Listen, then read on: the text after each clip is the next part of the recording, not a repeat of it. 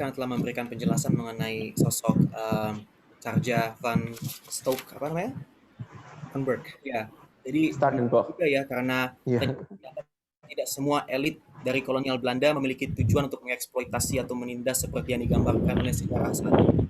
Ada juga beberapa yang percaya bahwa Indonesia itu bisa lebih mandiri, kita memiliki parlemen dan mendengar tadi penyampaiannya, saya malah teringat sosok Laksamana Maida yang telah memfasilitasi kemerdekaan Indonesia. Beda sama Carja yang telah mendukung Indonesia untuk lebih berparlemen dan mandiri. Terima kasih dan nanti untuk teman-teman jika ada pertanyaan kepada saudara Reinhard, tanya langsung. Akan diberikan setelah presenter yang ketiga ini. Jadi tanpa menunggu lagi, presenter kita yang ketiga, Saudara Abdul Karim, sudah bersama kita? Ya, Ya, baik Saudara Abdul Karim, saya akan membacakan bio singkatnya dulu ya sebelum memulai mempresentasikan ini. Baik, jadi Muhammad Abdul Karim lahir di Jakarta pada bulan November 27, 1997. Ia lulus dari Ilmu Sejarah pada bulan Juni 2019 dengan mempertahankan perkembangan video game, perkembangan permainan video games dan dampaknya terhadap kehidupan masyarakat Jakarta tahun 1981-1998 yang menceritakan perkembangan game di Jakarta di masa pemerintahan Orde Baru. Sekarang ia fokus berdagang puding dan mengembangkan studio Sengkala Dev yang dirintisnya sejak November 2015. Saat ini ia fokus membuat game strategi Dato of Sriwijaya yang difasilitasi oleh Kementerian Pendidikan dan Kebudayaan Republik Indonesia dalam proyek fasilitasi bidang kebudayaan. Fokus penelitiannya adalah video game di Indonesia Maritim, tradisi makan saro di Tidore. Jadi tentunya pasti Saudara Abdul Karim sering main video game ya, dan buat penelitian soal video game. Do what you love. Dan ya, jadi soal video game di masa Orde Baru. Bagaimana perkataan-perkataan Silakan kepada Saudara Karim.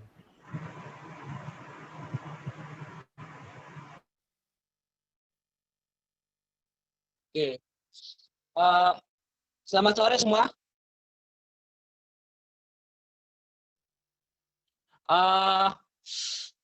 Saya akan membicarakan tentang pelarangan video game di masa Orde Baru sekitar tahun 80, mulai dari tahun 1981 sampai dengan 1982.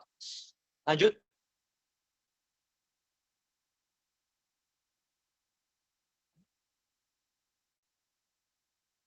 Lanjut.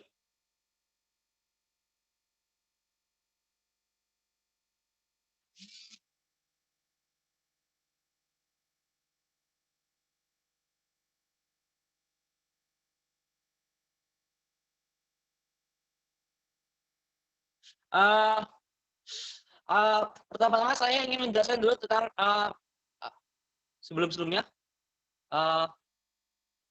Pertama saya akan menjelaskan apa itu masa Orde Baru. Mungkin bagi beberapa orang mungkin tidak tahu apa itu masa Orde Baru dan perbedaannya dengan Orde Lama. Singkatnya, Orde Baru itu adalah masa di mana Presiden Soeharto mulai berkuasa. Awalnya dia adalah sebuah jenderal tahun 1966 yang menjadi penguasa de jure Indonesia ketika Soeharto masih di tahun 1968, sehingga tulankan adalah Orde Baru. Orde Baru sangat dikenal dengan masa pemerintahan militer yang kurang demokratis dan didukung oleh para jenderal yang dibayangkan adalah para angkatan darat dan angkatan laut dalam parlemen dan organisasi Kopkamtib. Lanjut.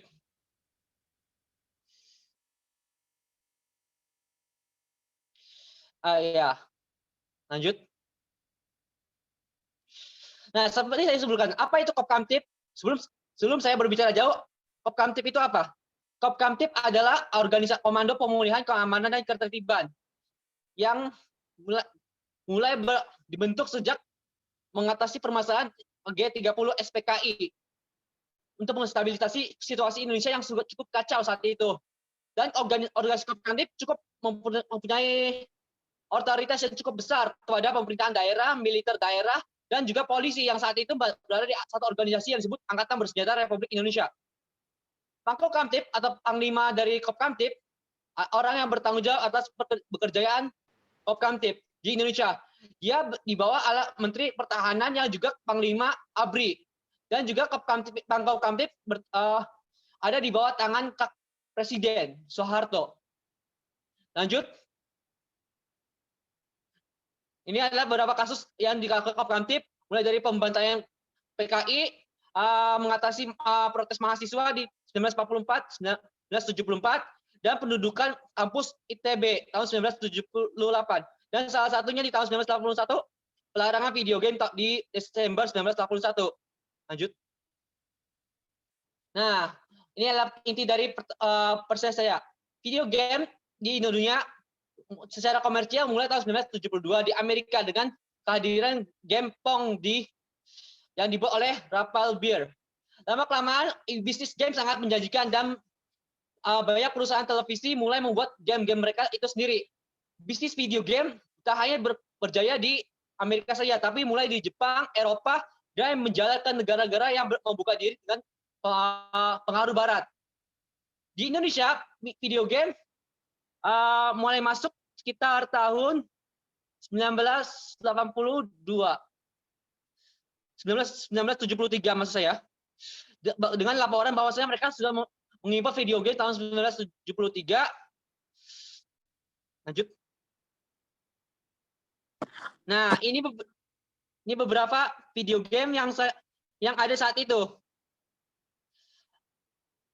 Seperti yang video computer system adalah video game yang ada joysticknya, sementara TV game atau game dingdong yang kita sebut di Indonesia seperti yang ada di atas, yang ada anak-anak bermain situ. Lanjut. Nah, video game di Indonesia mulai makin populer sehingga menjadi bisnis yang sangat menjanjikan bagi para pembisnis di Indonesia. Tak hanya di Jakarta saja, tapi juga di kota-kota besar di Indonesia. Untuk bermain video game hanya membutuhkan Rp50 saat itu cukup murah untuk sekali bermain. Sehingga jika seorang anak bermain berkali-kali, mereka keuntungannya sekitar Rp500, dan saat itu beras hanya sekitar ratusan rupiah saja. Sehingga cukup memberikan keuntungan besar bagi para pembisnis saat itu. Ada laporan bahwasannya di Jakarta tahun 1981 sudah ada 760 video game yang didaftarkan oleh pemerintah DKI Jakarta. Sementara di Indonesia ada 4.000 video game merek Taito yang distribusikan di seluruh Indonesia. Nah, ini data yang ada, tapi belum tentu ada yang lagi, mungkin ada dari Atari atau dari video-video game lainnya. Lanjut. Nah, saya sebut yang Rp50 itu adalah video game yang untuk publik seperti TV game ataupun bisa video computer games. Tapi ada lagi yang video game yang buat privat. Seperti yang saya sebutkan sebelumnya, yang ada joysticknya. Yang harganya sekitar Rp170.000 sampai Rp200.000, yang cukup mahal saat itu. Dan hanya dimiliki oleh orang-orang kaya saat itu. Begitu kan Game Watch, game yang seperti game kecil tapi bisa dimainkan di mana saja, yang bisa harganya Rp15.000 sampai Rp40.000 dan cukup mahal, tak bisa dimiliki orang biasa saat itu. Atari sebagai perusahaan populer di dunia mendistribusikan gamenya dengan perusahaan multipolar di 1981, pertengahan 1981. Untuk memperkenalkan game Atari, mereka membuat expo yang dimulai dari tanggal 27 November sampai 3 Januari 1982. Lanjut. Nah, ini adalah foto kamera Atari yang cukup menarik banyak peminat masyarakat saat itu. Lanjut. Nah, ini adalah sekilas videonya. Bisa dimainkan?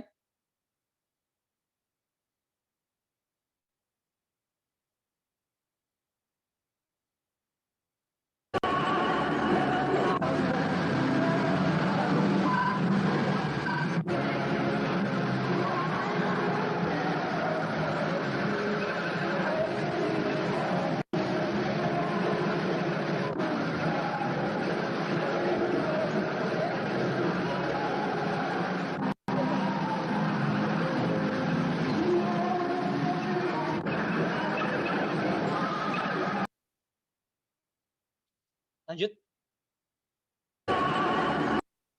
Lanjut.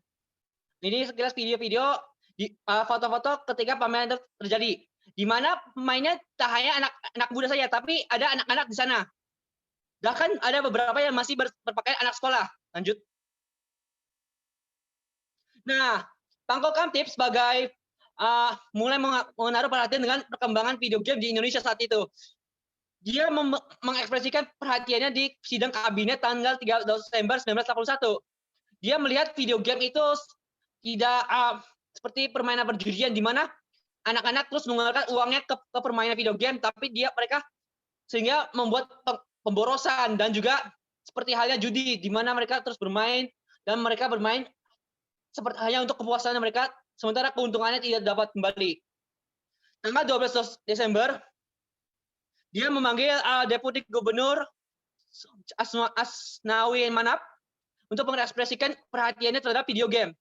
Dan tanggal 13, dia mengirim surat kepada Gubernur Jakarta, Cokro Pranola, untuk menertibkan video game. Lanjut. Nah, seperti Harya Sudomo,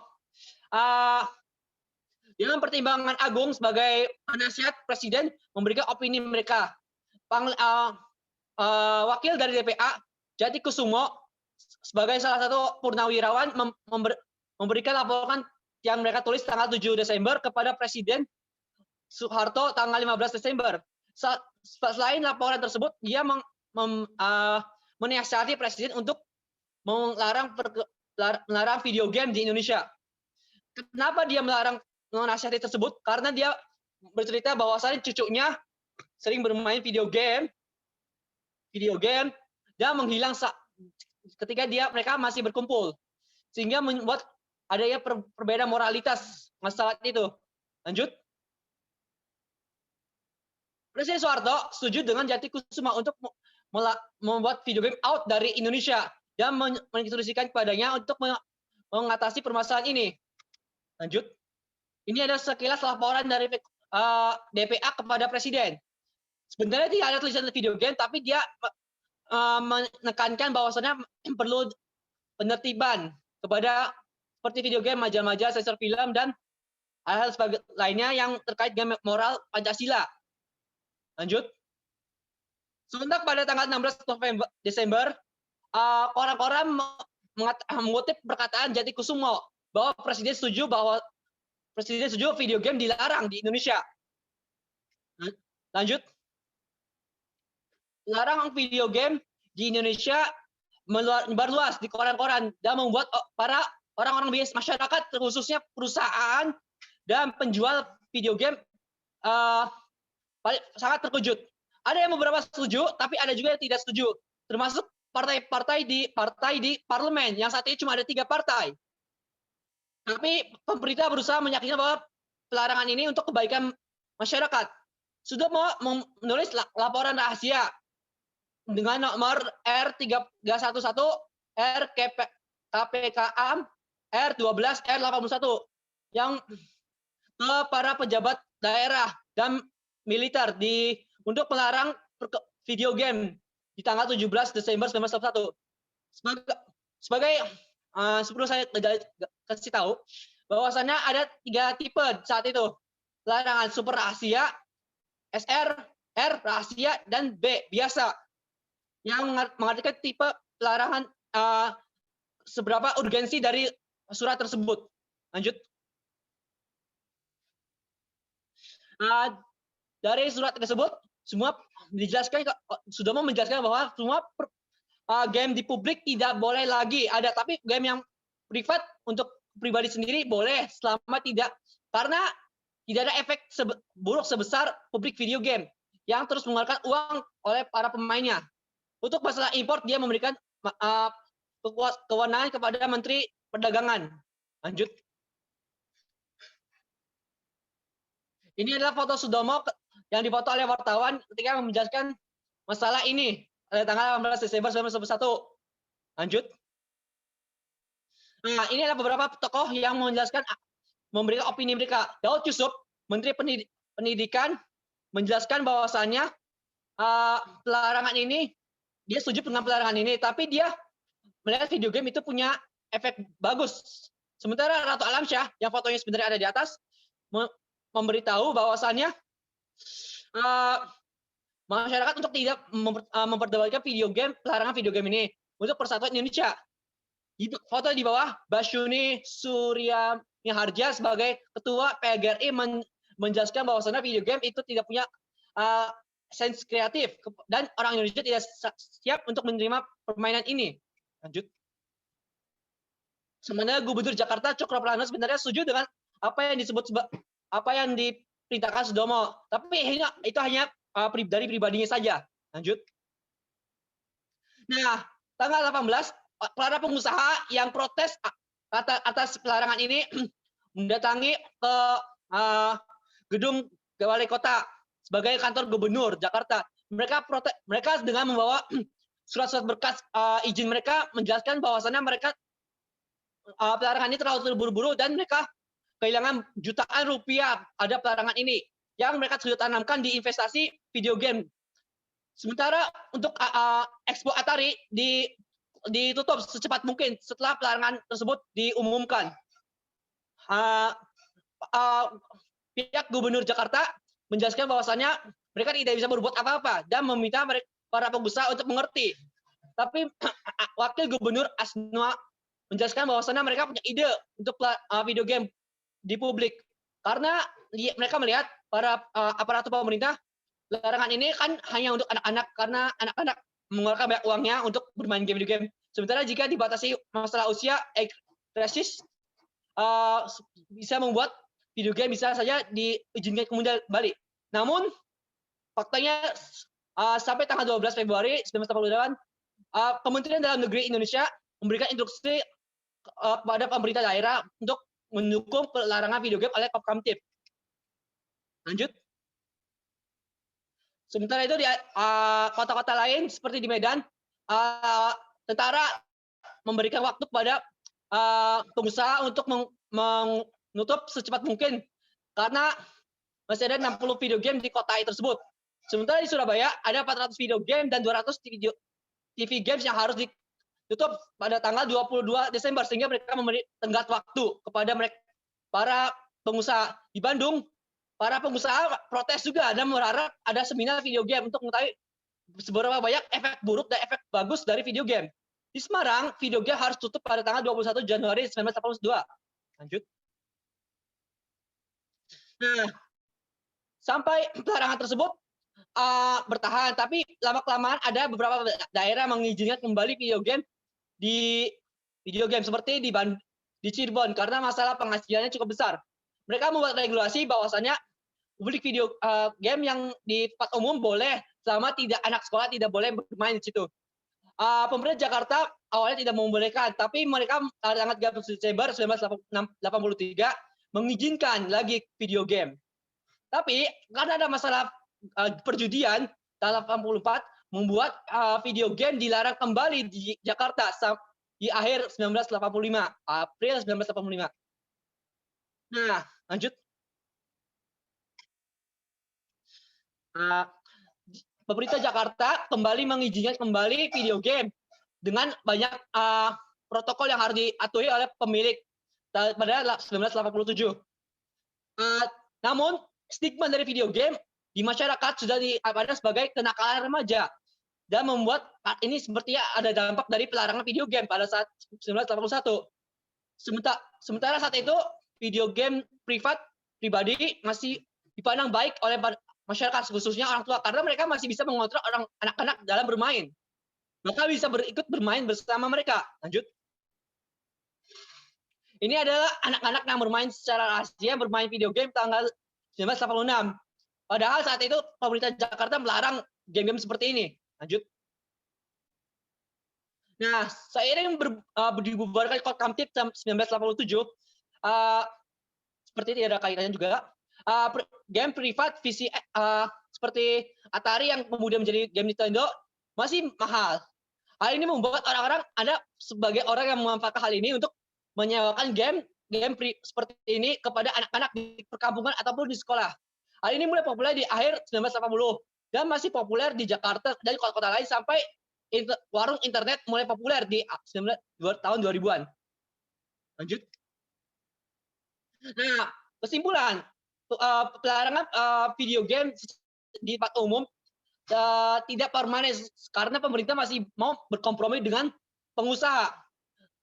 Periode pelarangan video game dimulai tanggal 15 Desember sejak Soeharto mengumumkan hal tersebut dan berakhir tapi di tahun berbeda-beda di kota-kota di Indonesia.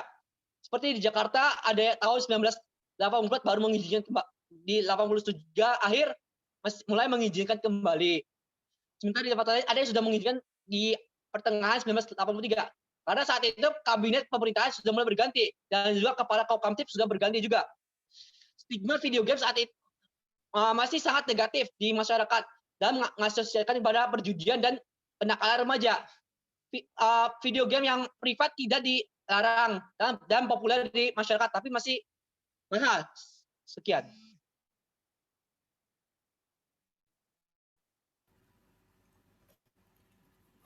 Baik, terima kasih Saudara Karim yang telah menjelaskan mengenai video game di zaman Orde Baru.